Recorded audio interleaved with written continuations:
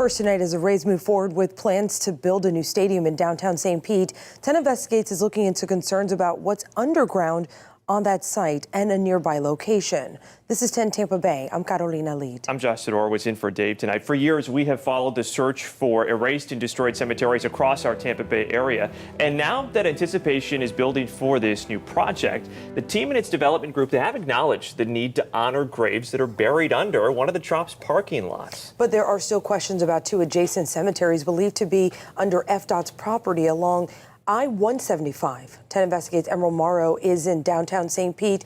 Emerald, the city paid for a search at the Trop, saying it was the right thing to do, but that's not the case with FDOT. It was just a couple of years ago that archaeologists searched the parking lot next to Tropicana Field for graves from Oaklawn Cemetery. But nearly 50 years ago, when FDOT crews were building this interstate that's right behind me, they found bones. And despite all of the redevelopment that's going to happen in this area, FDOT tells me it has no current plan to search for graves. When those are gone, or erased, then you lose whole chapters of a community's history, particularly African-American communities. And as it stands right now, there's still not a lot known about the chapter involving Moffett and Evergreen cemeteries, thought to be under I-175 across from Tropicana Field. Take a look. This map overlay from USF shows where the two cemeteries were before FDOT built the interstate. And here's the history. According to the Black Cemetery Network, Moffett was established in the late 1800s for war vets and later used for black burials. Evergreen, also known as St. Petersburg Cemetery, came along around 1900. Both operated for a few decades until the city condemned the site. And in 1976, FDOT crews found bones during construction.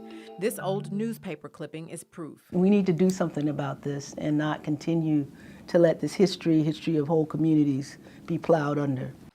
10 Investigates has asked FDOT 3 times this year whether the agency would, at the very least, do a ground-penetrating radar search for graves underneath 175.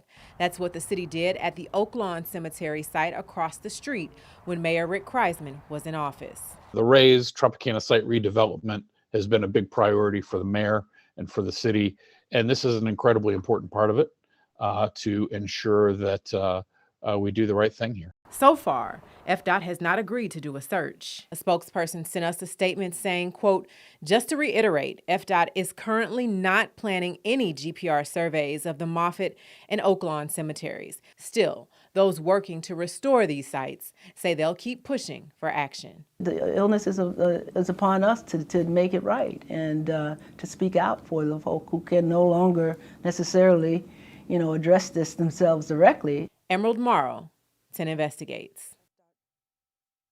FDOT did say a few years back there are ongoing conversations about possibly memorializing the sites, but it's unclear where that stands today. On the other hand, the Rays-Hines proposal says they will do additional research at all 3 cemeteries and, regardless of the findings, plan to add a memorial along I-175.